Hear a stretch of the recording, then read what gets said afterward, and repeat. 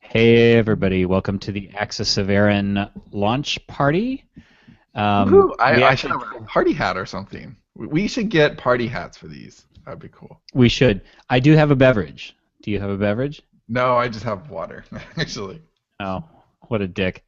I suck. So, I don't have anything. I don't have anything. I don't even have a bottle of wine here. I totally suck. I didn't think about it until I'm like, oh, it's a launch party. I should have alcohol, but I don't. well, and you didn't think of it when I guess that you were on the Hangout for forever ahead of time because I said I'm getting my White Russian, getting my. No, I mean like in the house. I don't even have a bottle of wine in the house. Like I literally have nothing because I've been really, really clean for like a couple of months. Somebody who's too good for Olive Garden doesn't have wine in the house.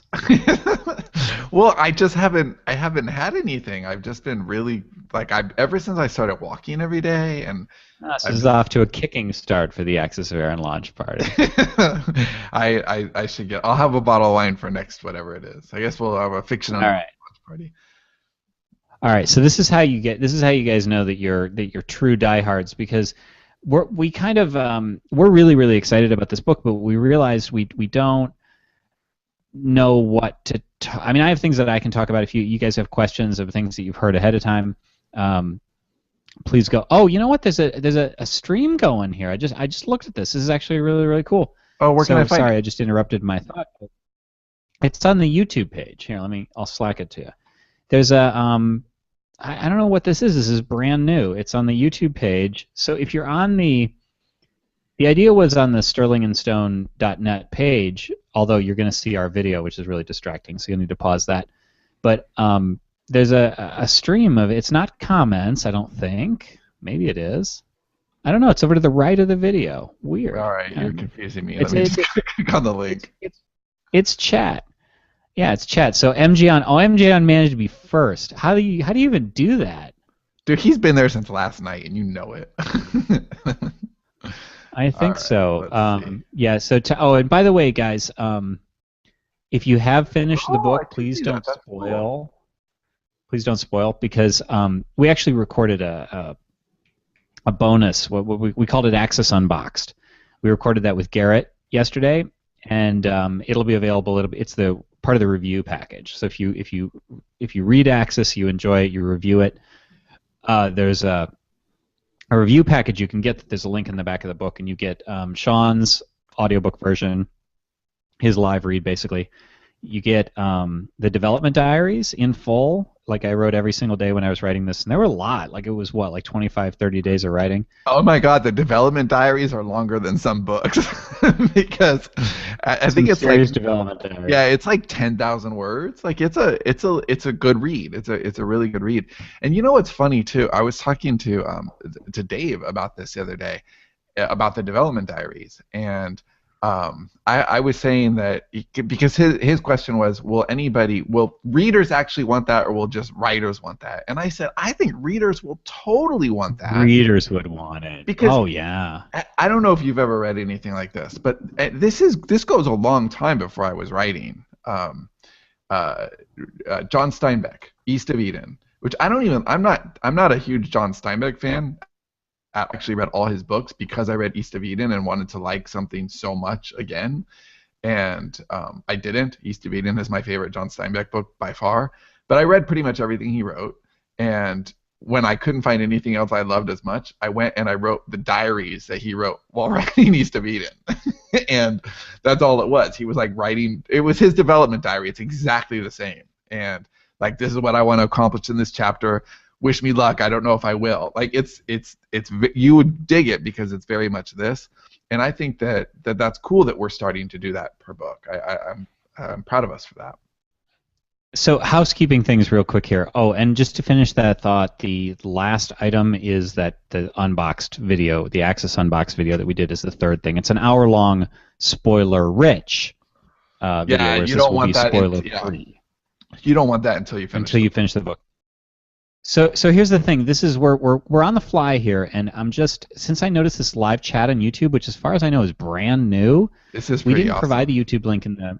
Oh no, we do. It's in the post. It says follow this link to get to the event page in G+. Don't worry about G+. You can just watch there. I mean, I guess you can watch, but there's nothing to do there. We're not going to be watching it for comments. And then there's this link to see the video, so you can go to the YouTube page, and I think it just makes sense to monitor the chat there. Like there's Oh the yeah, totally. chat. Like when did that happen? I don't know, but I love it, and When did that happen? YouTube. I'm gonna hit Rachel Davis real quick because she emailed and I saw the email right before we started. So I'm just gonna answer you here. All right, Rachel. Rachel pointed out that in chapter 2 or 3, it's very early in the book. I think it's chapter 3. Amy is spelled A-M-Y, which Amy Schubert also pointed out to us. That has since been fixed. You have an earlier version of the book. That was Scrivener being helpful. You have what? No. You have a collector's edition. You have a collector's edition. That's what we call a copy of the collector's edition. So yeah. Actually, somebody real early. Garrett, this isn't a spoiler, but it's just a little nugget. So we'll tell you some nuggets today that aren't spoilers. Garrett read the version without Leonard Amas in it. So there's like a throwaway character. It so doesn't matter. But if you guys listen to the self-publishing podcast when we talked about this or read any of the blog posts or anything, the Axis came cover first. So it came as a pre-made cover from Jason Gurley, and it was originally the cover that he made, which had no book behind it. It was just a pre-made cover. Was called he had Axis of the World. We changed it to Axis of Aaron, surprisingly, and the dummy author that he put on was Leonard Amas.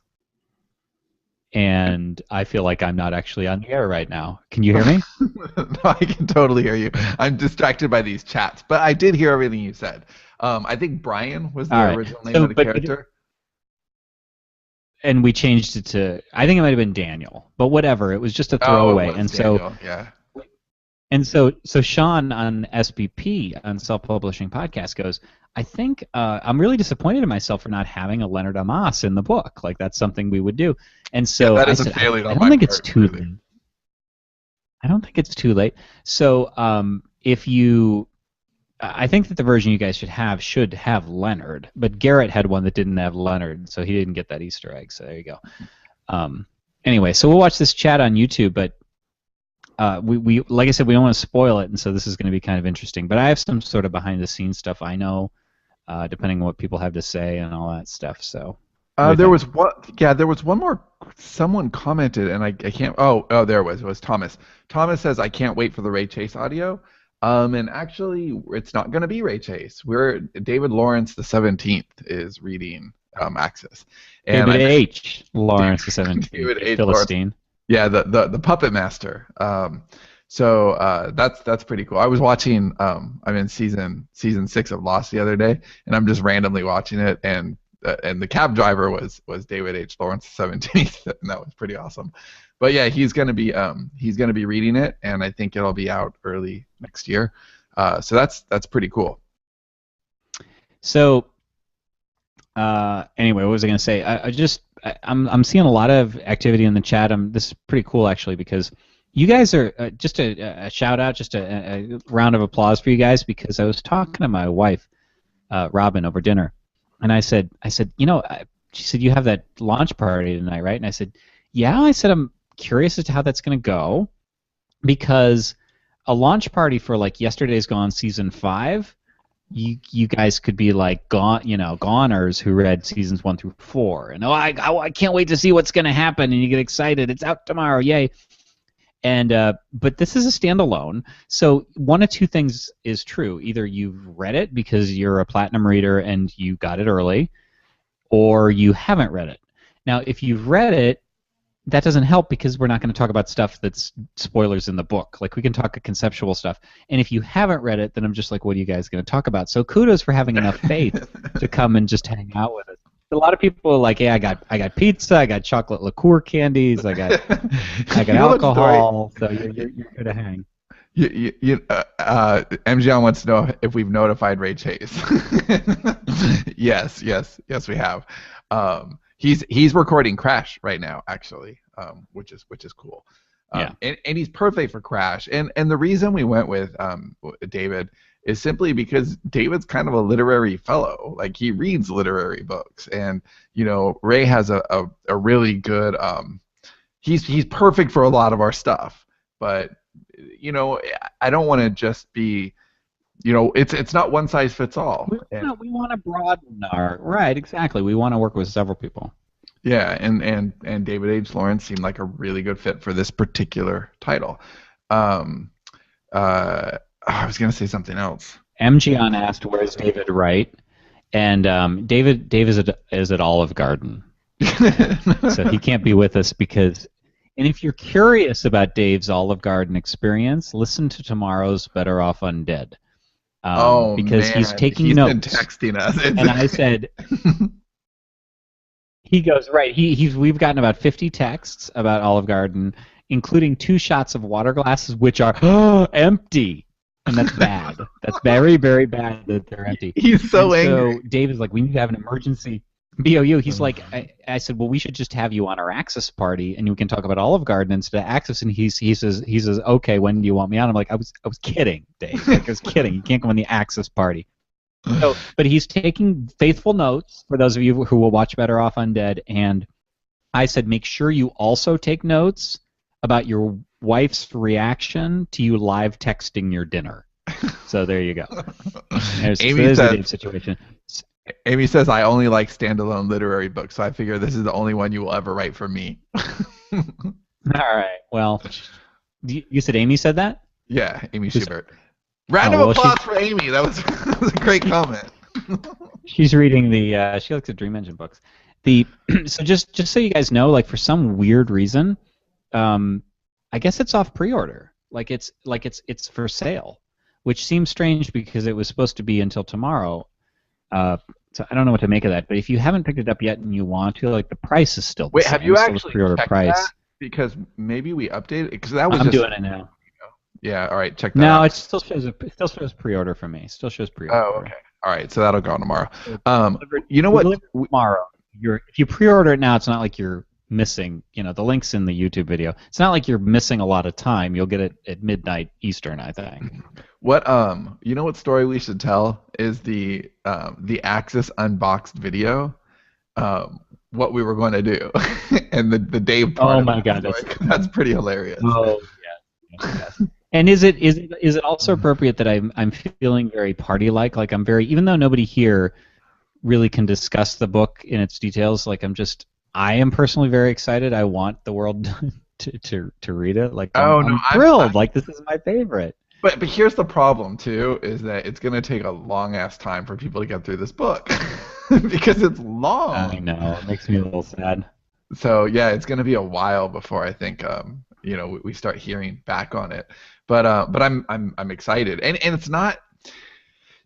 Johnny thinks I'm shitting on it when I say it's not a page turner, but it's not. No, I don't think that.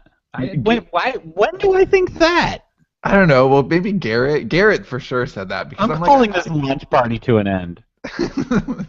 Well, Garrett said. Delay.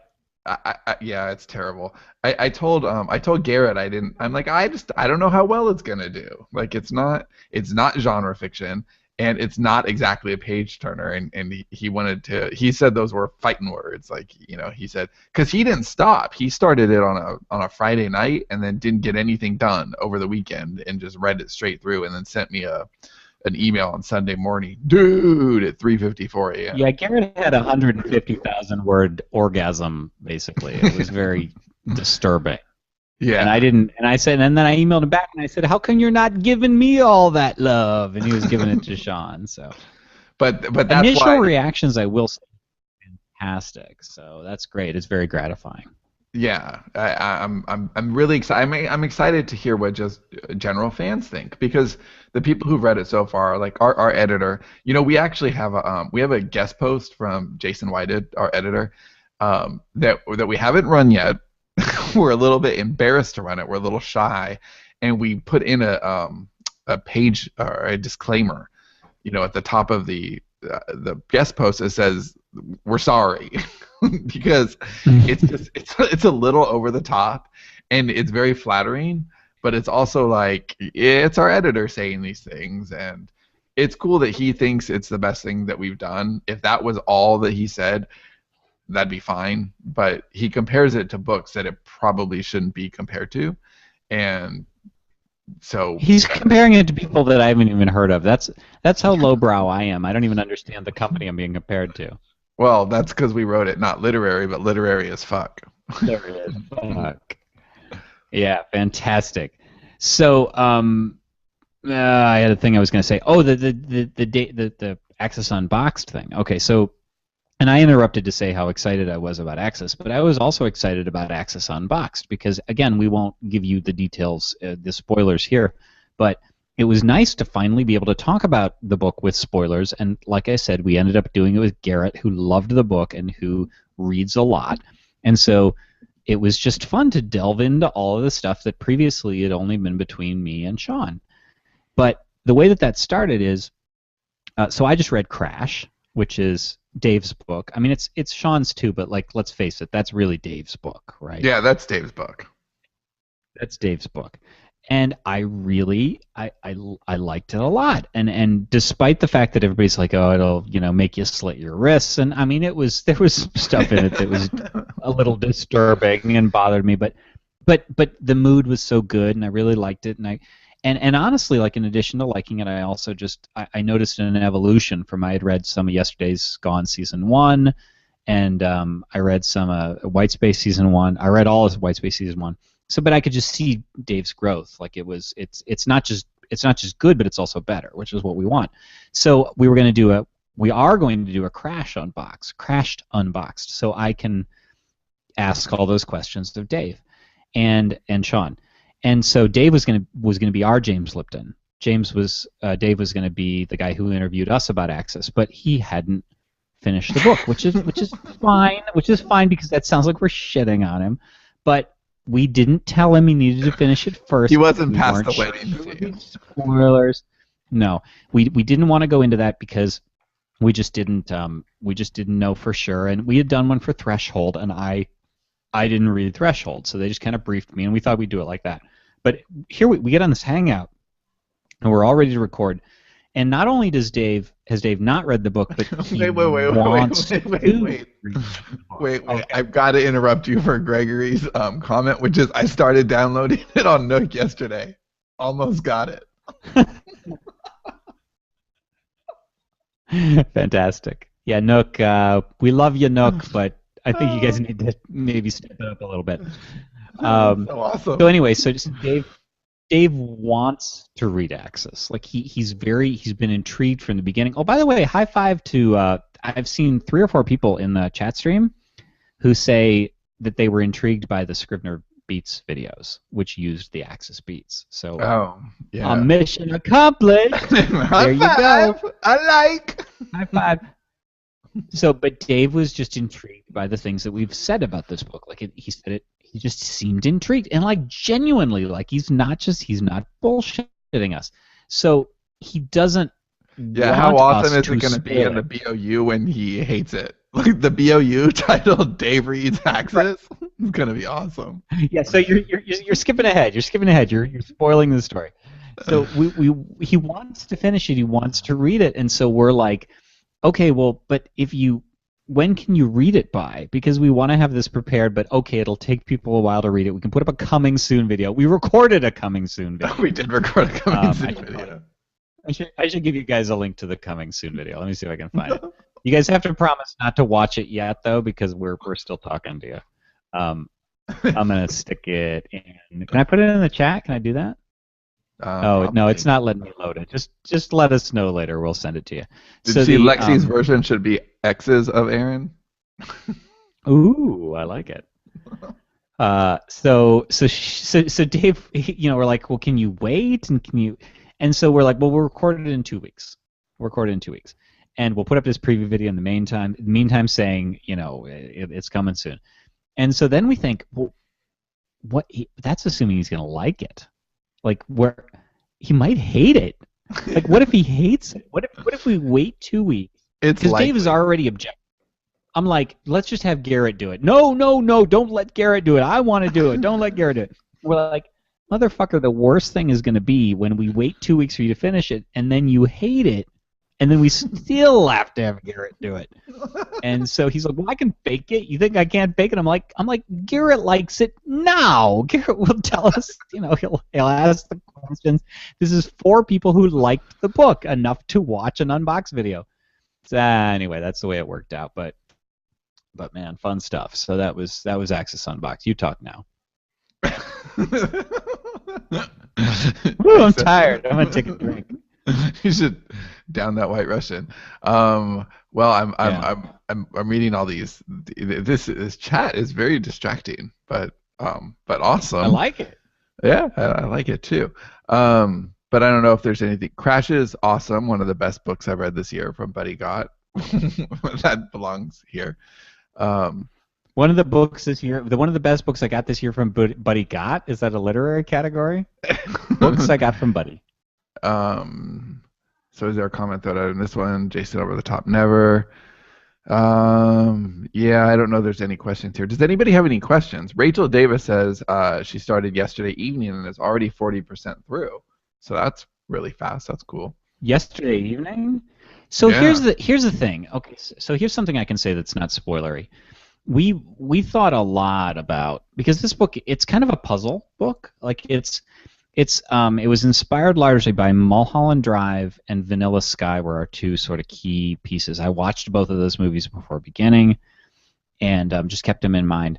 And Mulholland is, I really liked it, but here's what it took for me to like Mulholland Drive. I hadn't seen it before. So I watched it, all 2.5 hours of it, doing this the whole time. Like, what the fuck is going on here? And then when the movie was over, I went and I Googled, like, what the hell happened in Mulholland Drive, read several articles, and then I said, okay, I like this movie because now that I understand what's going on. Axis is not like that. Like, you get to the end of Axis, you should understand what occurred. But all throughout, there's all this, like, what the hell is going on? And Robin said when she was reading it, she said, I like it. I don't know what's going on, but I like it. And so what we were trying to figure out was, can we what is it that keeps people reading? And so this is the 40% comment is what's making me say this. And I said, I think obviously we're pretty close to the work, but I think that it's interesting.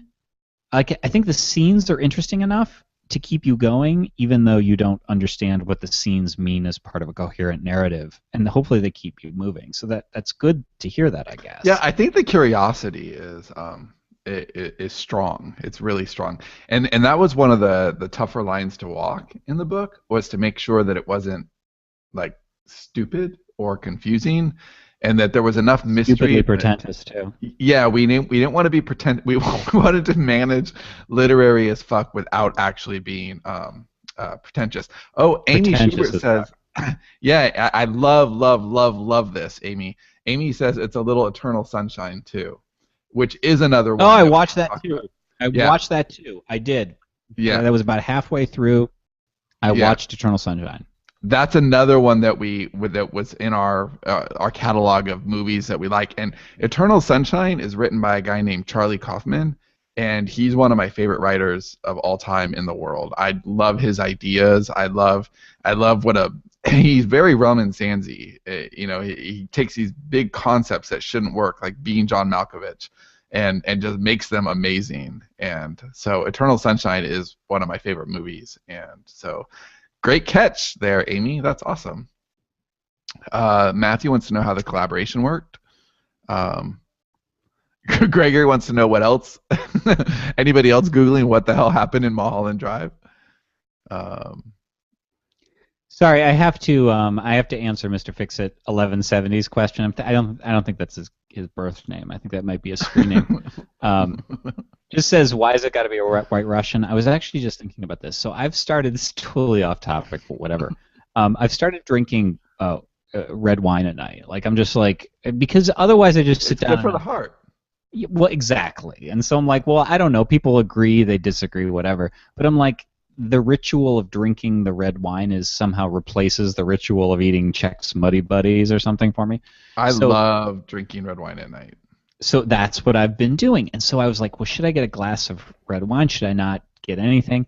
And you know what it is? I'm a writer. I'm into rituals. Like, this is Look at Sean and his fucking Hunger Games cup. Like it's always got to be.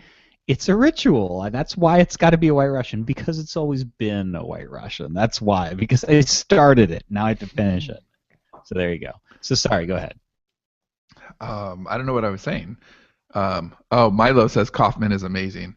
Yeah, he is. He's got a new project in the works, and I don't know. Everything. He's one of those writers. I'm just interested in 100% of the stuff that he does. Being John Malkovich, I saw with my sister in the theater, and I was just like, I didn't know who Charlie Kaufman was because that was his first movie. And the director of that is Spike Jonze, who is also amazing, and he did Her last year, which was kind of a Roman Sansi type story. And Charlie Kaufman, Spike Jonze's first movie, he did like videos for Weezer and stuff before that. But he's amazing. He's very visual. He's really cool. And I went to go see it for Spike Jonze. Now I didn't know who the writer was, and I'm watching it. And about 30 minutes into it, I turned to my sister and I said, "Is this amazing or terrible?" Because I'm not quite sure yet. And it was just like the most bizarre concept. But by the end, I'm like, I cannot believe how amazing that movie was. Like, they took the concept of going through a tunnel in this weird building that goes into John Malkovich's head, and it works. It totally works. And that guy was just my favorite from then on. And his follow-up movie is called Adaptation, which is about this writer trying frogs. Yes. That's one of my favorite things ever. The writer. It's Charlie. It's very masturbatory. It's Charlie Kaufman is hired to adapt Susan Orlean's from the New Yorker, this thing she wrote about orchids, and he doesn't know how to adapt it. He can't find the right angle, and so I'm going to spoil an adaptation for anybody who hasn't watched it yet. But he's basically he can't figure out how to adapt this movie, and he plays himself. And because he wants to have arguments with himself, he gives himself a twin brother, and it's Nicolas Cage. And one of them is a schlubby, fat like writer, and the other one is a total hack. And he's like, I could be a writer, and he pitches these terrible Hollywood ideas, but he gets sold to Hollywood before Charlie does, and it's all very, very funny. And eventually, the writer, Charlie, goes to a story seminar with Robert McKee, and he basically tells him, it doesn't matter what you say in the movie. The only thing that matters is the final act. You need a car chase, and he tells all these things that you need. And then as adaptation finishes out, there's a car chase. There's all these things that have nothing to do with the movie. Like, nothing to do with the movie. And it's so amazing that he's able to thread it all together, and it's delightful writing and energetic filmmaking, and I want to see it again like right now. So I have no idea where that came from, but good. Eternal Sunshine. Oh, okay. Jim Bessie asked, "What is Axis about? What's the premise?" The premise is a guy who, I'm trying to think of the product description, just in case you have nothing. And another high five to Jim Bessie for attending an Axis launch party, not having any fucking idea what the book is. That's fantastic. It's sort of it's a mind bender. It's our most literary work. It's a standalone. It's about a guy, Eben Shale, who after his wife, he discovers that his wife was cheating on him and she dies in a car accident. He goes back to this little seaside town, island called Erin, where he spent 3 summers as a child at ages 11, 13, and 15, I think, or 16. I can't remember. Whatever, when he was younger, with this girl who lived on the island all her life. The first one was he was 12 and Amy was 14. Okay, I know that I moved their ages 1 year closer together. Yeah, I had them 3 years apart, and Johnny moved them 2 years apart, which I think was totally the right decision. So he returns to this to the seaside town to forget, to move on, and he moves in with Amy to help her fix up her father's house, and her father had recently died. And while he's there, reality begins to twist and bend around him, and it's just as things start to fragment. And it's we can't say more without giving any sorts of spoilers, but shit basically goes upside down. I've been actually tweeting. I don't have it in front of me, But somebody was tweeting me the other day about that they were reading it. He was a platinum reader, I guess, because he had it early. And he said, I just got to this freaky part and something, and how deep does the rabbit hole go? And I assessed where he was, and I said, oh, much deeper. It was much deeper than that. Yeah, we have an excerpt running on the Sterling and Stone site tomorrow. That's Johnny's favorite scene in the book. It's not spoilery to talk about that. I mean, not to talk about that right? scene, Like we're gonna. Well, but I want to be careful how we talk about it because it's positioned within the book. Well, you know what? Here's an interesting intersection. Talk about your inspiration for that scene. Oh, okay. So I was actually going to talk. I said in the email, ask me about the island, the inspiration for the island, and that's where I thought you were going to go. So I can go there next if you want. But that scene, we needed something that was kind of bizarre and high energy. And Sean had described Amy running around the cottage, and she's just talking a mile a minute, and Evan's just kind of trying to get his bearings, so she's running around him, and just it was just generally a surreal scene, but not based on like the room distorting. It was just surreal based on the characters, and so right away, like in my head as I'm writing this, I get in the mid '90s there was a video for Soundgarden's song Black Hole Sun. So if you've seen that, and in it there's these scenes where there's the faces distort, like they have these big like Joker grins in their eyes. It's some sort of a computer effect.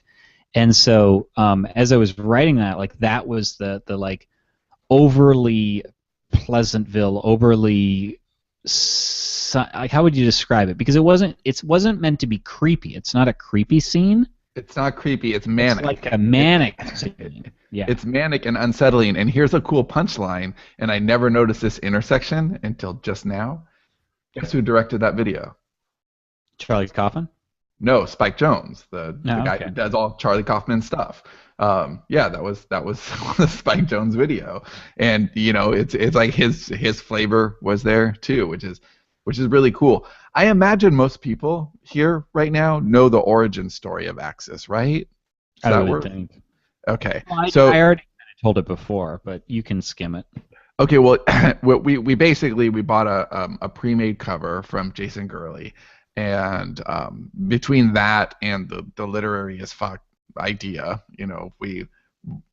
we came up with Axis of Aaron, and it was just it was Axis, and we thought what does this? It really was like looking at a piece of art and deciding. It wasn't a book cover even; it was an image, and what what story does this image tell? And to me, it seemed like a man who couldn't tell reality. His reality was bent, and it all stemmed from there.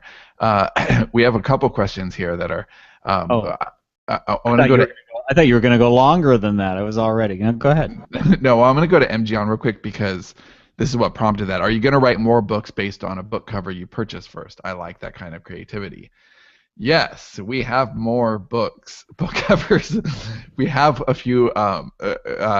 Jason Gurley, when he was retiring, had a flash sale, and there were actually some I wanted to buy, and I wasn't fast enough. I gave him a whole list, but I didn't send it fast enough, and somebody else bought them, and I'm kind of bummed because I have stories that will never get written now because of that. But we do have a couple, and we have ideas for them already. But we also have like a stupidly long queue. For stuff that we want to write, so it's hard. There's no way to write everything. But yes, I imagine we will for sure do this again because it was a really, really fun exercise, and I really enjoyed it a lot. But the problem is a lot of pre-made covers, they just don't have the oomph. But Gurley's covers were like phenomenal. Like they were. This was our way around not being able to hire him. We didn't take Right. new commissions, so we said, well, fuck you, buddy. We'll just take your pre-mades and write big epic novels about him. Yeah, so that was pretty cool. Simon asked, since you've done so much this year, what ambitions do you have for 2015 and beyond? Yeah, we have crazy stuff that we want to do. Especially the beyond, which I'm not comfortable talking about, but oh my god. Yeah, we there's a We're lot of stuff. tentatively calling Fiction Unboxed 3 is going to make some people crap their pants, I think. Yeah, there's really really cool stuff down the pike. I think next year needs to be a little bit grounded because this year Fiction Unboxed came out of nowhere. I mean, we did not plan for that at the end of last year, and it really occupied just a tremendous amount of our year because we had the Kickstarter, which was really consuming, then the project itself, and then writing the Fiction Unboxed book in the aftermath, and now 1.5. So 3 Dream Engine books, the Fiction Unboxed book, and all the ancillary stuff. It's occupied a lot of our year, and next year I think we need to get better about some of the actual streamlining our marketing, which we've really, really. I mean, I know we've sent some emails in the last month and kind of got back on board, but we've been really sloppy with our marketing, and we need to get better about that, and we need to get better about streamlining our production. And one of the things that I'd like to do is put a couple of shorter works in there because our seasons for stuff like the Beam are really long, and clearly we can't write a unless it's a short story, we can't write a little book. But I think we can. I think we could put a 50,000 word book or two in there next year. That'll be really good. But yeah, we've got a ton of plans, and we just want to grow our story studio. Like, we're lucky we get to tell stories for a living, and we just want to do more of that and a better job at what we do. So, newlywed Buddy Gott says, has this book got you excited to write more standalone novels? Yes, it's coined a new acronym in the Platt and Truant lexicon, which is the LAF, or Literary as Fuck book. Sean has several times bemoaned the fact that, oh my God, I want to write another Literary as Fuck book now. I totally do. So yes, we're dying to. The problem is that Axis was incredibly, incredibly expensive, not in terms of money, but in terms of time. And so it's 150,000 words, and that's a lot, and we each went over it additional times because we had to straighten out. You guys will see this when you read it. There's multiple points of view, I guess, to juggle. There's multiple things that are going on that we had to make sure they were straight. And it was very, very difficult time-wise, very satisfying. I loved writing it. But at the same time, it was just like, we have to buy time for that. Sean's compared it to the sports car that you buy when you can afford it. Well, as writers, we needed to buy the time to write that book by getting our moneymakers out there. Yeah, but we also bought we just we didn't use our time as wisely as we could have this year, despite working furiously, like, constantly. So we'll want to correct that a little bit next year. We want to close a couple boxes. We want to, we're returning to the Beam in January, season 3. We want to do that. So there's so much we want to do. Is all. We love our job. We get to tell stories, and I did really. I have a couple of ideas for stuff that we could do that's literary as fuck, but a little shorter. That's kind of cool. He's already pitched me one in the Beam world. So that'll be a little longer, actually. That's not even the one I was thinking. Oh, okay. Yeah, so Roland's got a good question here. He goes, since this is pretentious and literary, will you submit it for any awards? Now, first of all, I don't feel the story is pretentious. Like, that's tongue-in-cheek. We wanted to walk the line where it wasn't hopefully pretentious. And if you think it's pretentious, then I'm sorry, it wasn't supposed to be pretentious. But it is literary. And so the answer to that question is yeah. I mean, I said that a few weeks ago. I said I think we should submit this for awards because why the fuck not? Like, Yesterday's Gone and The Beam and Unicorn Western, like, those are good reads and those are page turners, but they're not really award material. They're just genre award material, but they're not award material. And I'm like, I think this is at least potentially award material. So yeah, we want to have Jacob go out and find a bunch of pretentious literary awards and just submit for them. Yeah, I like how it happened with Write, Publish, Repeat, which was just that was awesome. Thank you guys. Yeah, just thank you guys because it's people here. Like we had nothing to do with that. It's nominated for a Goodreads Best Business Book of the Year award. And what's awesome about that is that I was looking at the list. And I love a lot of the books on that list. Like, I've either read them or they're in my queue to read, and I felt so flattered. Like, I felt really fancy, which was cool. Mark asks, what did you think of Her? We both saw that too. You saw that, right, Johnny? Her? No, Yeah. it made it to the top of my TV cabinet. I just haven't watched it yet. But no, I Uh, watch it. I just haven't done okay. it. Well, I liked it a lot. I haven't seen it a second time, and it's the kind of movie I am almost destined to like more the second time. But it was kind of hard because the whole time I was watching that movie, it's like watching some serials, and I think, man, I know how CI would have handled that, and it makes it difficult to just watch it for what it is.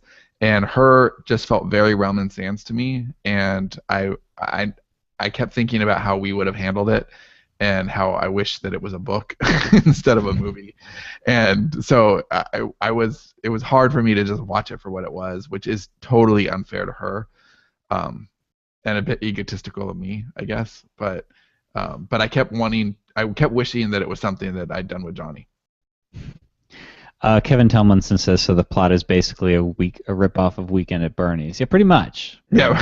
It's exactly the same. Thanks for spoiling it, Kevin. Pretty much. Oh, Amy Schubert, I agree. She said, I wish Charlie Kaufman would write a movie about Atlantis. That would be the best. I think she might be making fun of me there, though. Oh, yeah, with Sean's Atlantis fetish. For Atlantis references, please consult our Dream Engine series. There you go. Yeah, actually, so one of the things that I just feel like I want to cover this because this is a personal book for both of us. It hits a lot of our hot buttons, like the idea of a bittersweet past and of time gone by and all that stuff. This is like there's a lot of us in this book, and actually one of the things I mentioned in the email is because I didn't know what we'd talk about. Like, of course, it didn't occur to me that we would not have any trouble keeping up and that we'd have enough viewers. Like, that's pretty cool. So, but I did mention that. I said I'd talk about the island. So early on, Sean originally gave me the beats that it was a seaside town, like on the coast. And we were never going to define exactly where it was, but the idea was to be sort of New England. And really early, it was day one, actually. It was, yeah. It was day one. I decided that it needed to be an island because Eben couldn't just drive away. Like it had to be more involved for him to get away from the island than to just get in a car and drive. And so once it was an island, then it immediately became a little island called Pelee Island, Ontario. You can Google that, which is where we used to spend summers, like a lot of the summers for like 20 years. I've been going there, something like that. Not quite that much, maybe 15, and multiple times. Like my mom had a cottage up there and stuff. And so this is very Pelee Island, and the cottage is very my mom's cottage, and it was really kind of neat. You'll see that in a lot of our books, but you won't necessarily recognize it because you aren't in our heads. But there's pieces of us scattered throughout everything we do, and there's something I really want to say, but I'm afraid it's a little too spoilery. It was an interesting Plaid and Truant thing. I shouldn't talk about that. You guys will see it. You watch the Axis Unboxed video. It's very, very cool. But that I'm basically describing my mom's cottage in a lot of these scenes, and I'm describing the coastline. There wasn't a seaside carnival. It was in Lake Erie instead of being in the ocean. It was actually facing the other way. Our cottage was on the east shore, whereas this is on the west shore, so I had to keep flip-flopping things in my mind, like the sun rises on the wrong side from what I remember. But that's, like, that. I think you see that in a lot of writers' works. You just don't know it's there, so I just thought I'd point that out. Yeah, I think there's a tremendous amount of we talked about this a little bit in the Axis Unboxed video that we recorded, about how I'm brain farting. I don't remember what I was saying. Adam Bailey says, at least I'm being ignored live. Hey, Adam. hey, Adam. There's a lot of people wanting the crumble recipe. I don't know where we can get that. That's Dream Engine, guys. That's not. Yeah, I don't. I really wish I remember my thought. Was it something about the thing where I was talking about the island and Oh, being? no. It was just about how thematically, like, there's a lot of stuff that we touch on in all Realm and Sands books. We tend to have recurring themes, but something that we've never ever been able to touch with any kind of depth until now is the idea of memory and the nature of loss and letting go. And these are things that are very important to Johnny and I as people. And it was really great to dig, much deeper into those layers. And um, it's hard to talk too much about that, but really, if you're interested in that theme in the book, you'll enjoy the unboxed video, which talks about that in more depth. Thomas Bennett asks, any extras for platinum readers who buy a copy of the book anyway? Just curious. Yes, you will have 2 copies of the book. I'd love to say that we had something planned for you on that, Thomas, but we don't really. Yeah, I'll say this: we're trying to do something pretty awesome with our book releases from now on, and have like some kind of a special bonus or offer that's unique to each book. And it's about like, what do we want to accomplish with this book? And we don't want it to be every single time someone comes out and you got to buy it twice, even if you're like, we don't want that to be the MO, because that's just gonna suck. We just did that for Fiction Unboxed, right? Of course. Right. We did it with Fiction Unboxed, and we thought that was a really good offer. Like, look, we're giving this to 1,000 people, so those are all people who aren't going to buy it. For which really kind of sucks. For we want to tickle those algorithms on launch day. And it's going to be really hard to do that. So we need to come up with a reason other than, hey, can you guys just buy it because you're awesome? Which isn't really compelling enough. So we recorded 30 videos for that reason, and we think that's a pretty good offer. You get this 30 video course for $2.99 essentially. But for Axis, we wanted to do something that I thought was pretty cool, which was the little package. Basically, you can get the unboxed video and the audio, and then Johnny's development diary if you leave a review. And if you don't want to leave a review, you can actually still get it. There's a little note there that basically says, hey, if you want to be a dick and not review it but get all the free stuff, click here. It's not in those words. Exact words. Yeah. But yeah, we thought this was a really cool package, and it's kind of in alignment with the DVD extras aesthetic that we're trying to go for. We want to give stuff to readers who love our work. We want to give them more. We want to give them places to connect, and it helps grow the site and stuff. Buddy had a question about, I don't know how I've missed the story behind this, but where did the name Sterling and Stone come from? When my sister and I were growing up, we decided that the fanciest name in the world was Sterling Maccabee. Which is the guy who almost wrote Plugged. Sterling Maccabee almost wrote Plugged. Yeah, right. So we went with Sterling Gibson as a nod to William Gibson. To William Gibson. Yeah.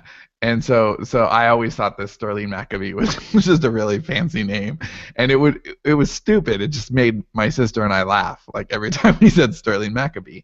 So a few years ago, I needed a publishing name for Collective Inkwell and a couple other things that I was doing that are now defunct, where it was basically nonfiction stuff. Actually, really similar to the Steve Scott model, with getting smart little nonfiction books and putting them out there.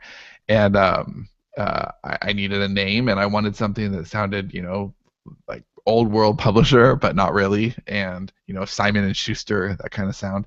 And I thought I wanted it to be Sterling. And I liked the name Stone because it was a nice play against Sterling, and it sounded strong, 2 strong things together. And so that was it. Like, there's no rhyme or reason to it. There is no real Sterling. There's no rhyme or reason to anything we do. Yeah, right. Right. But I thought it sounded like a legit publishing house. It sounded literary as fuck. It was cool. So Adam Bailey and Roland Denzel debating the crumble formula, now involving the moon dust formula. Although, tip of the hat to you guys too, because so Sean goes with and this isn't an Axis story, obviously. This is Dream Engine World, and moon dust is Beam World. So, first of all, we keep having drugs, right? Like, I've never done any drugs in my life. At least half of this call hasn't. And I've never done anything except allegedly weed. Allegedly. And what Sean said with the crumble, the first time I have Isla taking it, it was in pill form, and he said I imagined it being like a big gray block that they'd crumble pieces off of, and I said we already have that, motherfucker. Like that's moon dust in the bean. So of course, and then it just became that anyway. So there you go. I feel like we're straying from Axis. Do you have any other? Well, look at these comments. They have strayed from Axis a long time ago.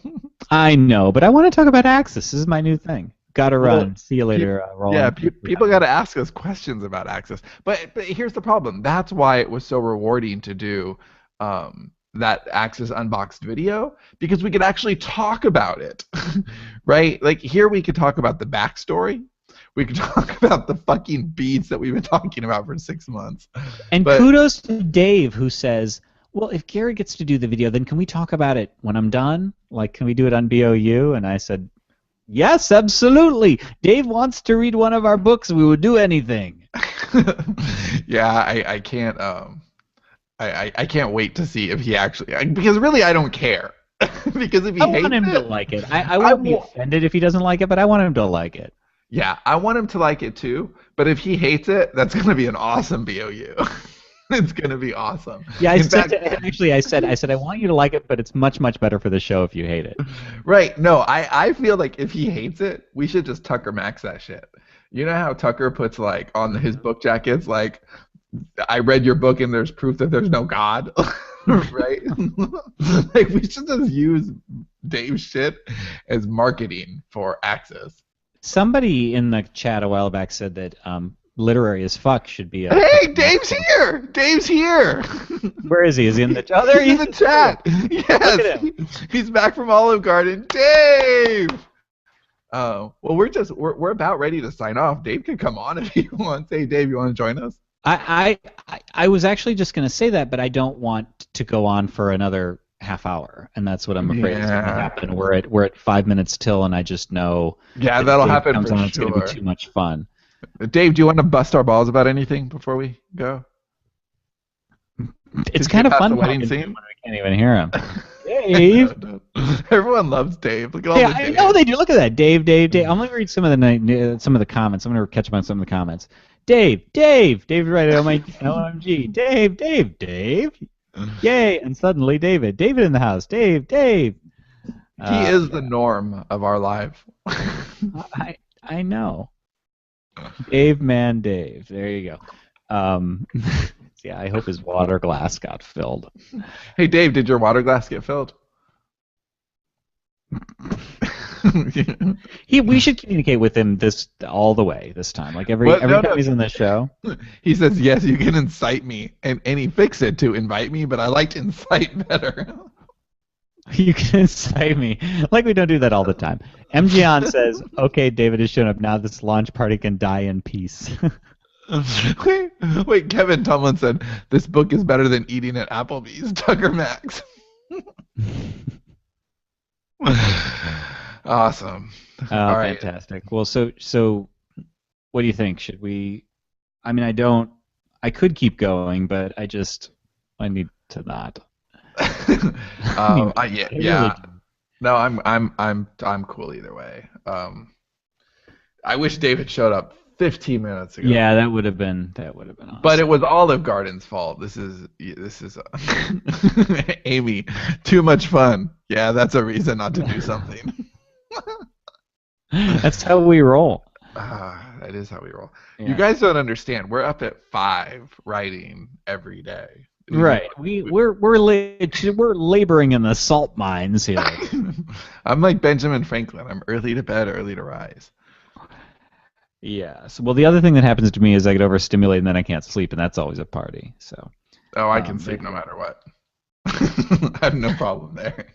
I'll be asleep soon. When I can't sleep, though, oh my God, it's the worst thing. When I can't, it's rare, but when I can't go to sleep, I can't go to sleep for anything. I'm just up. Like, I'm up until the next day. The descriptions of you written by me in the Fiction Unboxed book are just LOL-tastic. They're just like...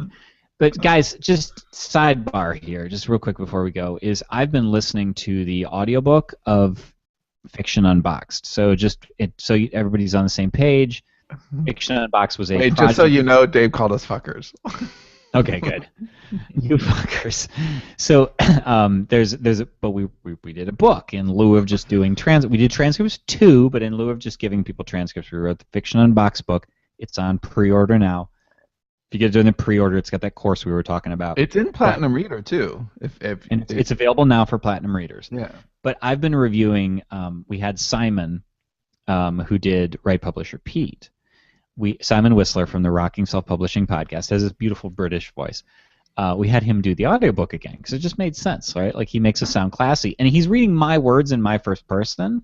So our Smarter Artist books have been written in from my POV. So people think that I have this great voice, which is fantastic. So anyway, I've been listening to. I started listening to his book today, and it's just the book is so obviously it's our book, so we think it's cool, but it kind of is. It's kind of not just like we did this project. It's a story about people, and reading the reactions that I am having to it's reads like a sitcom. It's like, here's Sean with this, he's got another gonzo idea, and so I'm describing you got to understand he's like a Labrador Retriever, and then you throw him into one of those kids' ball pits, and they come up saying, "Can we do it again? Can we do it again?" Simon doing that was fantastic. Doing Sean excited. Can we do it again? Yeah, I'm gonna start listening to that tomorrow. That's good. Oh, it was so good. So anyway, I just thinking of that. So there you go. So Adam says, "Please hate me, Dave." So. Yeah, Dave. We actually seriously would if it had been even 10 minutes earlier. But Johnny's right. It'll go another half hour if we have Dave. Right. If I thought we could have you on for 5 minutes, we would, but we can't. It'll be forever. All right. So that's that. Thanks for joining us, I guess. Or do you feel we're done? I'm just sort of keeping an eye on comments. Well, if there were actual Axis questions and stuff, I would totally stay for that. But how are they gonna be, right? Well, they're not. Yeah, just the questions that people are gonna ask are gonna be spoilery anyway, so don't ask them. You know what I mean? If people have read it. Dave says, "Why should I hate you, Adam? Your hate needs to be earned." By the way, there was a suggestion further up for Fiction Unboxed 3 to be called FU 3 Ways, since FU 2 is... There you go. I love that. Yeah, I do. This is my job. I'm at work right now, people. There you go. Yeah, FU2 will be awesome, and FU3 will be epic. We're not. Okay, wait, Dave. Okay, you lame ass fuckers, hate your audience and deny them the Dave. Oh, I like how he's the Dave now. He says deny them the Dave. That's the way to own it. That is awesome. That is all right. Awesome. Well, we'll give him extra doses of Dave tomorrow for Better Off Undead. Yeah, dude, you keep saying tomorrow for Better Off Undead. You realize it's only Wednesday. Oh, we have to wait? I don't want to wait 2 days. I hope he took copious notes. Can you imagine Dave putting out the recorder? His wife has to speak into the recorder. I have to have a record of this. All right. Well, okay. Yeah. So Rachel Davis, or not Rachel Davis, Marka Ornsby says we have to read the book first. Yeah, exactly. That's kind of the point. So that's why I wondered whether this is gonna make sense. But it did. It did. It was fun. I feel like we covered things, and I feel like there was some good. Yeah, really. Even if you don't want to leave a review, that sucks. But even if you don't, you get the package, and just follow the link on the last page of the book, and you'll get that. Get the package is also a fun game that we play here at Sterling and Stone for hours. Yeah, and anyone else feel like from now on we should call Dave the Dave? Because I think we should. I'm pretty into that. I'm pretty into that. Oh, so it's tomorrow for you, Simon. Thank you for staying up. I tried to record this dude in the Olive Garden. Oh my! the Dave has been denied. Angry face from Milo McLaughlin. Yeah, I feel bad rejecting Dave. I would love to have him on, but it's gonna be a half hour, 45 minutes. All right, Dave, can you promise 5 minutes? We need a yes. And we could just stop. We could just be like. Yeah. Oh! Remember the countdown? Better Off Undead. Which all right, I'll do that. Let's do a countdown. Let's get Dave on and do a countdown. All right. 5 minutes. All right, Dave. Slack it to him. I don't know if he's paying attention to Slack. Dave opens. No, he's on Slack now. He's on Slack. I'll Slack him the thing. I don't know if he's paying attention to it. You don't have the invite link, do you? Oh yeah, pass him the one that I sent him. Yeah, hold on. I got this. I got this. All right, Dave. Let it not be said that we don't give the people what they want. I'm setting the timer right now.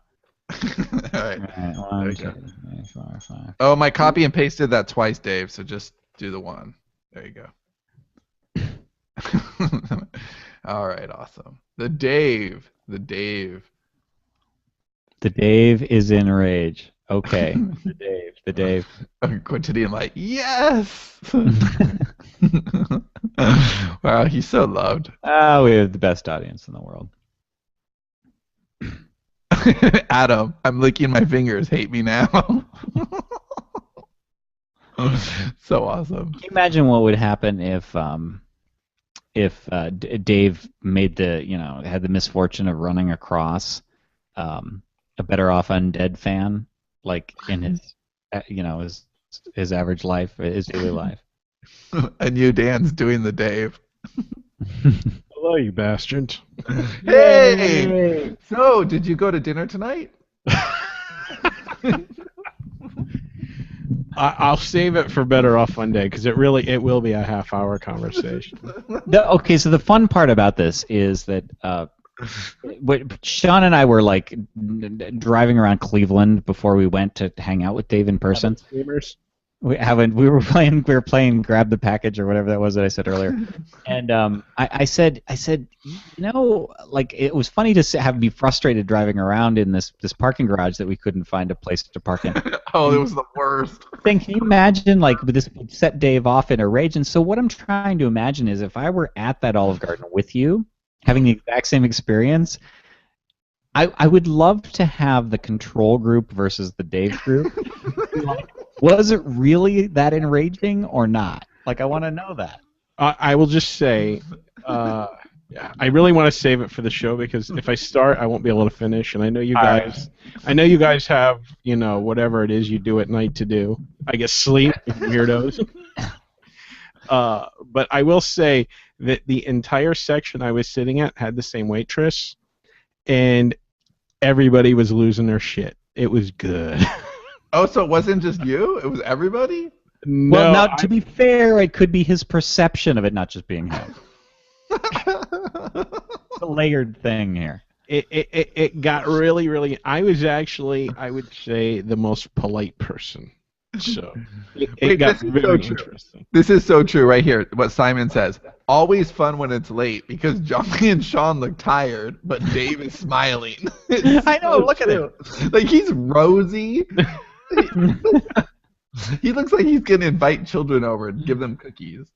Not the poison ones. God, I told that story. Who was it I told that to? That just Dave just woke up. Olive Garden was breakfast. My belly's full of Olive Garden. John's too good for Olive Garden. He had a big problem with it. I didn't have a big problem with it. Did you tell Olive Garden? No. Did you tell him the text I sent you about BOU? No. Okay. So here's what's funny. I said we have to have a BOU tonight. Except instead of BOU, my phone auto-corrected to we have to have a boy tonight. Now here, let me see if I can find that. So I said. So Dave goes. There were a lot of texts tonight. So Dave goes, we need to do a boy tonight. I don't think this can wait. He was so eager to do that boy. And so I replied and said, you might check that again. I said, because I just forwarded your text to Catch a Predator. Yeah, I handed the phone to my wife after that. Okay, here's what's hilarious about this. We have enough time to cover that. What was your wife's reaction to you live texting the meal? She was rolling her eyes, but she was amused, I guess. So, the problem was, my son saw me cracking up. He's like, "What are you laughing at?" And he wanted to see what I was writing, but my wife want to show him what I was writing because I'm sure there are obscenities or a few in there. So, all right. Yeah, we told our kids. Our kids love the idea of texting you hi. So that time that we did that. I'm sitting there, and so I text you hi because at their request, and then bzz, my phone buzzes, And of course, Dave's reply is cunt. Right? Like that's the response he always gives to us. So I look at it and I'm like, because the kids just know that my phone. They're like, what did Dave say? And he said, you jerks. And I said, and then I looked at Robin and I said, he spelled it wrong though. Spelled it with a C, and she goes, oh. Your wife must think I'm Satan. No, she's a pro. So I was in the other room. We were having dinner. What's that 5-minute timer y'all were talking? No, I got here. We're down to 55 seconds. There we go. So I was out there, and I came in to get my phone because I thought, okay, what if something goes on and Johnny needs to text me? It was like, half an hour until this thing started. And so I went in to get my phone, and I look up, and there's 22 texts. 22 texts. And I'm like, what the hell? So, yeah, there was that. I like this. Simon says, oh, Stoner and the Dave is such a good title. I think we need to write that. If I ever do go to Austin again, we got to get Tucker and we got to do that show where. Oh my God! That would be the best show ever. So I take him to crappy Olive Garden, and he takes me like these fancy restaurants, and we both bitch. Oh my God! We drove the other day. We were going to a baseball thing for Ethan, in this place called Doc's Backyard, and they have like all this playground equipment in the back, and it's a barbecue in front, and and we passed a Johnny Carino's, and the children were like, Johnny Carino's! Best ever! It was pretty funny. So, all right, is that it? That's it. That's the timer. So you got to stay tuned to Better Off Undead if you want to hear more. Thanks for joining us, everybody. Though I was really pleased by this. This was fun. And Dave, big round of applause for Dave and Amy Schubert. And Amy Schubert. That's right. The Dave. The Dave. A big round of applause for the Dave and for Amy for making all of this possible. So there you go. So thanks, everybody. And we'll see you later. Bye. Peace out.